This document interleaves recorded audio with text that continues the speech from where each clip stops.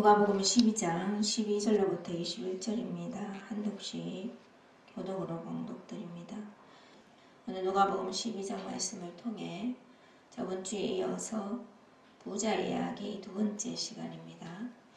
평강의 왕 온전한 살롬이신 예수 그리스도를 선물 받은 생명의 지체들인 여러분들을 축복합니다. 샬롬은 단순히 마음의 평강만이 아니라 우리 인간이 진정으로 평안을 누릴 수 있도록 온전하게 내려오신 우리에게 찾아오신 예수 그리스도이십니다. 저와 여러분은 예수 그리스도의 그 피를 나누었기에 하나님을 아버지라 부르는 형제들입니다. 하나님 나라 시민권자들이죠. 이 놀라운 복과 권세를 주시기 위해서 주님은 인자로 사람의 아들로 이 땅에 오셨고 33년 하나님께 순종의 삶을 사셨고 그 삶을 고스란히 저와 여러분에게 선물하여 주셨습니다. 주님은 땅에 속해 있는 우리를 하늘로 올리셨어요. 이 말은 어둠에 속해 있는 우리를 빛으로 올리셨다는 말이고요. 사망에서 생명으로 끌어올리셨다는 말입니다. 주님은 이 위대한 사역을 위해서 12명의 제자를 부르셨고 함께 다니시면서 하늘에 가는 비밀을 지금 가르치고 선포하셨죠. 우리는 본성적으로 땅의 일에 관심이 많습니다. 몸을 위한 일에 관심과 초점이 맞추어져 있어요. 인생을 산다는 것은 한면에 사망의 정상을 묻히는 일이기도 합니다. 우리가 목욕탕에 가서 때를 밀고 싶지만 또 어느새 때가 끼듯이 세상을 보고 들어서 흩어지고 나누어진 여러분의 마음과 생각을 예배를 통해 모아지고 정해지시기를 주 예수 그리스도 이름으로 축복합니다. 하나님이 우리를 구원하시고 구속하여 주신 목적이 있습니다. 하나님 나라 완성을 위한 것이고요.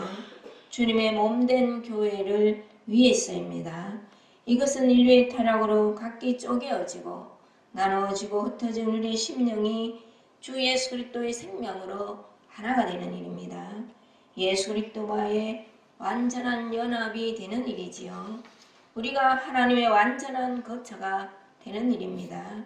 이 놀라운 하나님의 경륜을 위해서 주님은 이 땅에 오셨고 12 제자들을 부르셨고 이 제자들이 사도가 되어 이 사도의 터 위에 교회가 세워진 것입니다. 주님은 이 위대한 사역과 하나님의 일을 말씀하시는데 무리 중에 한 청년이 느닷없이 선생이여 내 형이 나에게 유산을 주지 않습니다. 마땅히 받아야 할 유산을 못 받아서 억울하기 때문에 받게 해 주시라는 것입니다. 이것은 2000년 전에 한 청년의 이야기가 아니라 저와 여러분의 옛 아담의 모습임을 저번 시간에 나누었습니다. 어느 날 많은 그리스도인들이 이 청년처럼 주님 앞에 나와 있습니다. 이 가련한 모습이 우리들의 모습이었습니다. 하나님은 저와 여러분을 향한 위대한 목적이 있으셨어요. 그 목적을 위해 언제 저와 여러분을 택하셨습니까? 에베소서 1장 4절 한번 보십시다. 곧 창세전에 그리스도 안에서 우리를 택하사 우리로 사랑 안에서 그 앞에 거룩하고 흠이 없게 하시려고. 자, 창세전에 저와 여러분을 택정하셨고요. 그리고 우리 주 예수 그리스도 그 사랑 안에서 그 앞에 거룩하고 흠이 없게 하시려는 것이 바로 하나님의 목적입니다. 이 우주와 세상이 만들어지기도 전에 저와 여러분 한 사람 한 사람을 향한 계획을 가지시고 품으셨지요. 이 시간 안에 우리가 살지만 시간 안에서 만나는 모든 사람과 사건과 상황과 모든 일들에 대하여 그분이 계획하셔서 그분이 가길에게 합당하게 하셔서 그분이 끌고 가시는 겁니다. 하나님의 아들들이 되게 하시는 그 일로 주께서 이끌어 가시죠. 그 일은 예수 그리스도를 우리 안에 붓는 일입니다. 오직 예수 그리스도만이 우리의 본질입니다. 우리의 정체성이기도 합니다. 우리 안에 그분의 영광을 가득 부으셔서 우리가 하나님의 영광 자체가 되게 하시는 놀라운 일입니다. 영광의 그릇, 하나님의 사랑의 그릇, 주 예수의 은혜의 그릇으로 말입니다. 그런데 우리는 일에 관심도 없고 바라지도 않았습니다. 이 청년처럼 말입니다. 내가 관심하는 것은 내가 가진 문제 해결, 나에게 채워졌으면 하는 것들, 온통 그 관심뿐이었습니다. 주님을 사랑합니다 고백도 하고 주님께 기도도 합니다. 그리고 주님 앞에 나와 있기도 했었습니다. 그러나 온통 관심이 나에게 있었습니다. 주님이 말씀하시지요. 네가 나를 재판장이나 물건 나누는 자로 세웠구나. 이렇게 말씀을 하십니다. 네가 나를 재판장이나 물건 나누는 자로 세웠구나. 이렇게 말씀하시는 것은 왜냐하면 이 청년이 정확하게 자기의 요구를 이행해 줄 것을 주님 앞에 이야기를 하고 있거든요. 내 형에게 명하소서.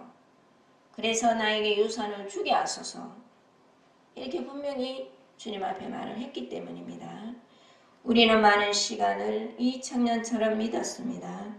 나의 생각과 나의 계획과 나의 요구를 위해 주님을 찾았습니다. 나에 갇혀 주님을 모르고 살았습니다. 그분이 주시는 선물에만 관심이 있지 주님 자체가 얼마나 소중하고 귀한 선물인지 몰랐고 관심이 없었습니다. 그리고 나를 위해 주님을 사용합니다. 그래서 시편 4편 2절의 말씀이 있는 거지요. 인생들아 어느 때까지나 영광을 바꾸어 욕되게 하며 헛된 일을 좋아하고 거짓을 구하려느냐. 자, 나 중심으로 사는 것을 책망하시는 말씀이죠. 여기에서 벗어나 놀라운 영광의 자리로 옮기시려고 주님이 성육신 하신 것입니다. 그런 너무나 신비하고 놀라운 존재로 우리에게 오신 겁니다. 잠깐의 유한의 삶을 사는 우리 인생에게 영원한 생명을 주시기 위하여 오셨고 그분이 지혜이시라 그 지혜를 담아서 우리를 통해 그 지혜가 드러나기를 원해서 오신 겁니다. 우리를 보배신 예수를 담기 위한 그릇이 되게 하시기 위하여 그분 오신 거예요. 이 청년의 어리석음, 불신, 완악함, 우리 모두의 모습입니다. 그러나 우리를 향한 그분의 계획과 뜻과 소망이 그 거룩한 열심이 우리를 바꾸어 놓은 겁니다. 이 사실 앞에 너무나 경이롭고 기쁩니다. 여러분 그러시죠? 여전히 한면에는 불신이 있어요. 그리고 육체이기로 삼음도 있습니다. 연약함도 있고 완악함도 있고 재den과 어리석음도 분명히 있지만 저와 여러분을 향한 하나님의 사랑의 뜻은 이루셨고 그리고 앞으로도 반드시 이루시고 또 이루십니다. 그분이 더 이루어 주실 것을 믿으십시다. 여러분의 여기는 믿음은 반드시 믿음을 낳습니다. 우리가 인내하고 우리가 환난을 당하고 우리가 어려움을 겪는 것 같지만 하나님의 거룩한 열심이 이를 이루시는 겁니다. 성도의 고난이 그래서 우리에게는 위기인 것입니다. 불신과 어리석음과 하나님을 향한 다툼을 그분이 사랑으로 은혜로 녹여내시는 겁니다. 얼마나 감사합니까?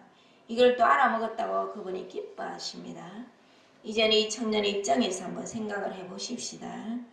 이 청년의 입장에서는 우리 입장이었다는 것이죠. 육신의 예수님을 만나기는 쉽지 않아요. 지금처럼 무슨 스마트폰이 있어서 미리 정보를 알 수 있는 시대도 아니고 육신의 주님을 만나기가 어디 쉽겠습니까? 그러나 우리는 우리 안에 이미 주의 영이 와 계십니다. 이 사실이 너무나 감사한 것입니다. 때로는 싫어요 해도 계시고요.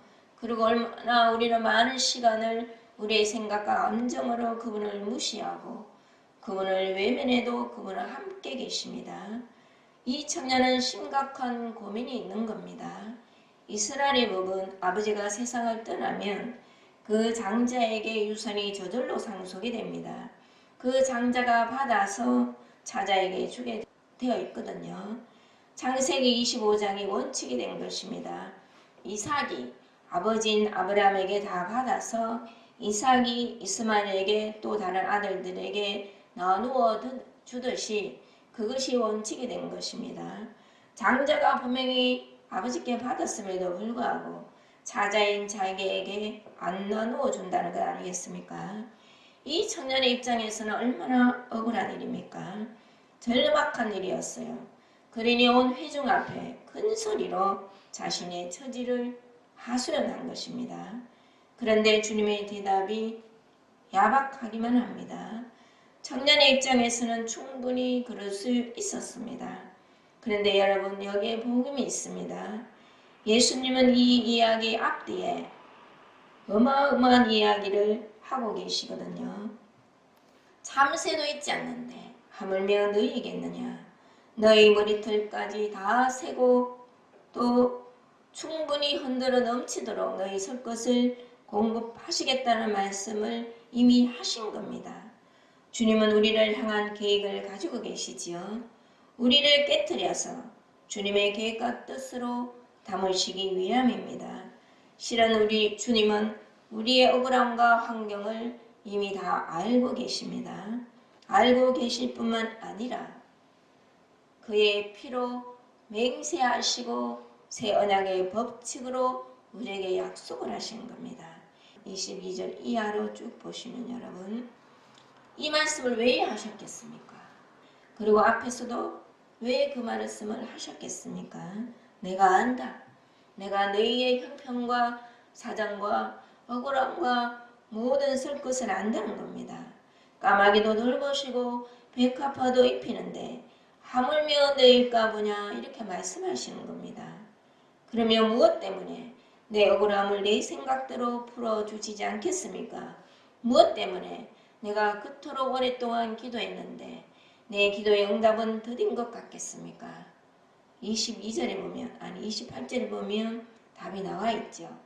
믿음이 작은 자들아, 이렇게 나와 있습니다. 이것은 크다 작다 많다 적다 이 양을 말씀하시는 것이 아니에요. 양을 말씀하시는 것이 아니라 하나님께서 주시고자 하시는 것은 차원이 다르다는 것을 말씀하시는 것입니다. 아멘이십니까? 우리의 관심은 온통 내 몸, 내 환경, 눈에 보이는 가시적인 것에 모든 초점이 맞춰져 있습니다. 원래 그랬습니다. 먹고 마시고 있고 몸을 위한 것으로 우리 그리스도인들이 사는 것이 아니라는 것입니다. 바꾸어 주시는데 우리 편에서 보면 인내가 필요해서 우리가 인내한 듯하나 사실은 우리 주 예수 그리스도께서 저와 여러분을 오래오래 참아주신 겁니다. 차원을 달리하는 삶을 선물을 해주시기 위함이었지요. 지나고 보니까 그게 깨달아지지 않습니까?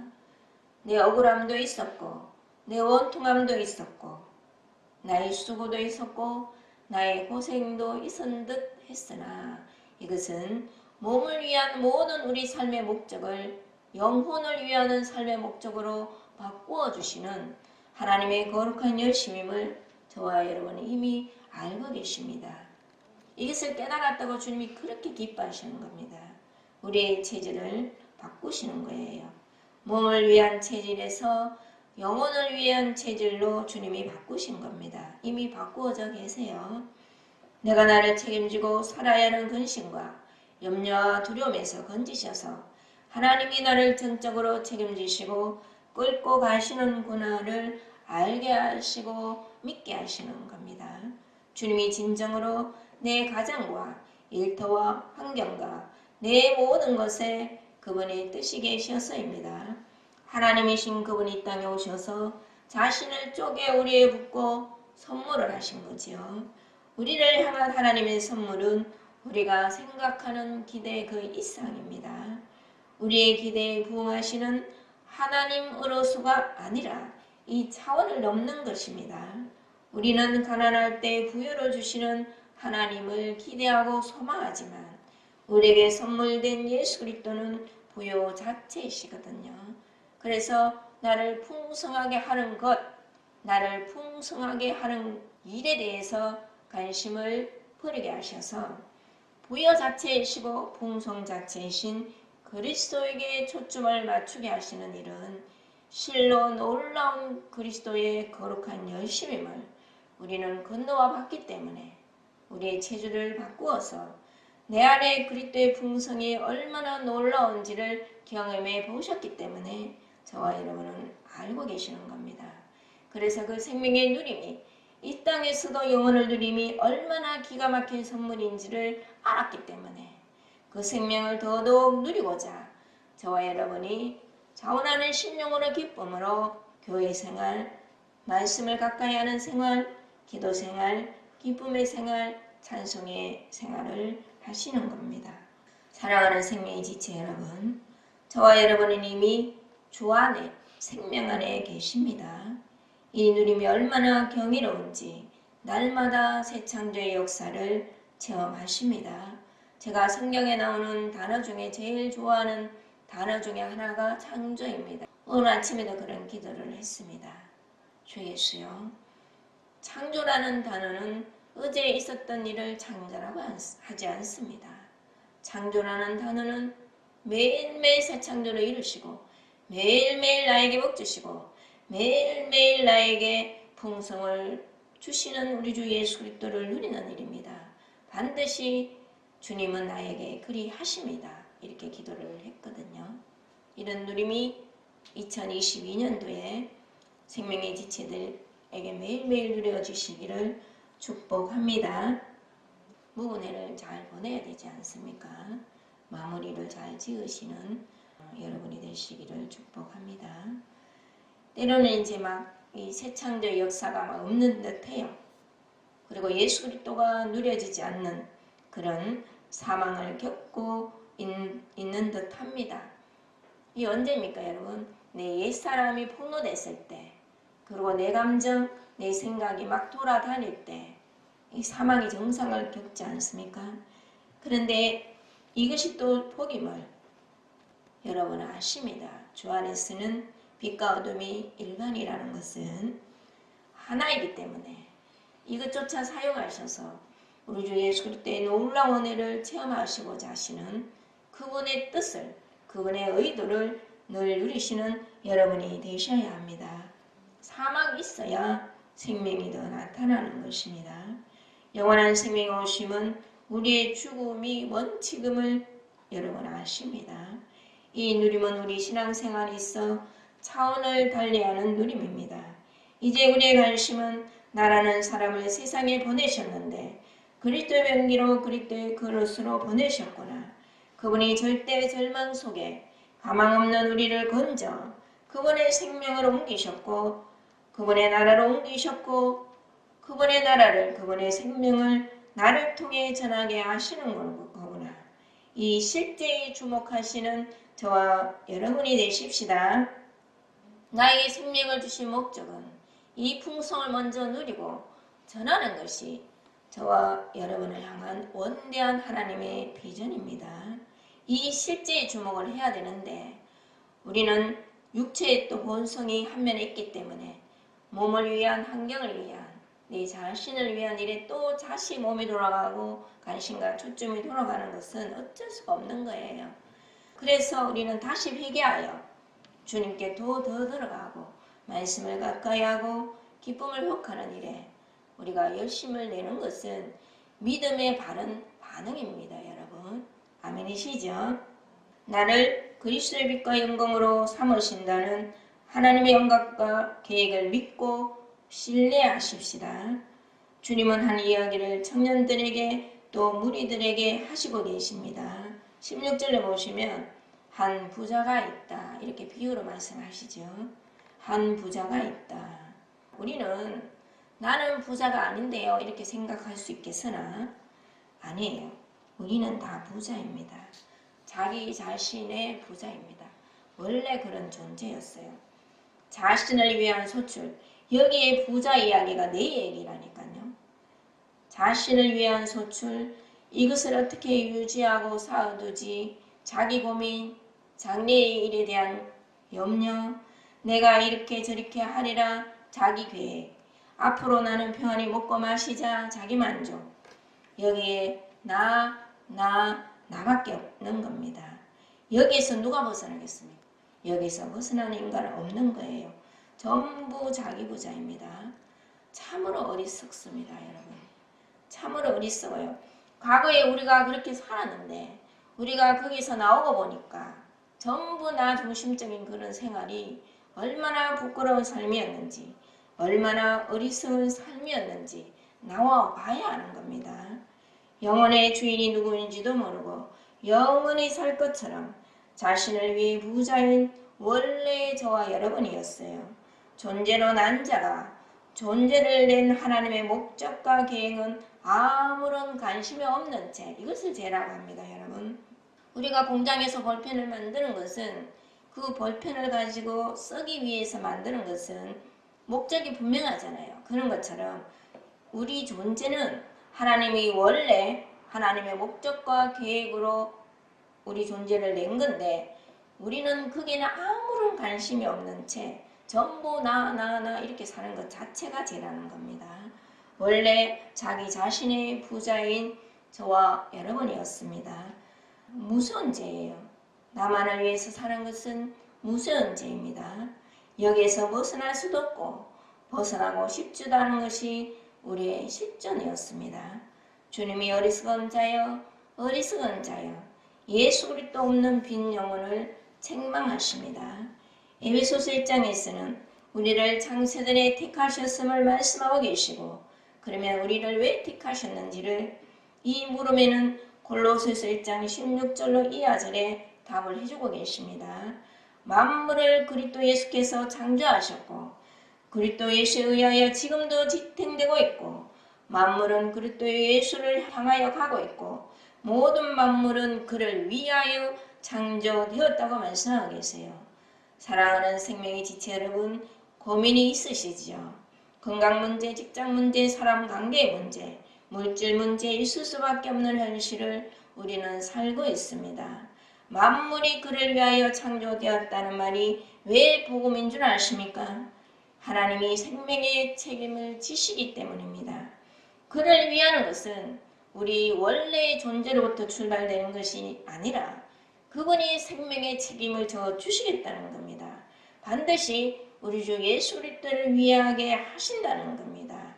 여러분은 아멘으로 칭하시고 믿음으로 믿음의 이름에 마음의 손을 내밀어 주님과 화합하시는 여러분이 되시기를 주 예수 그리스도 이름으로 축복합니다.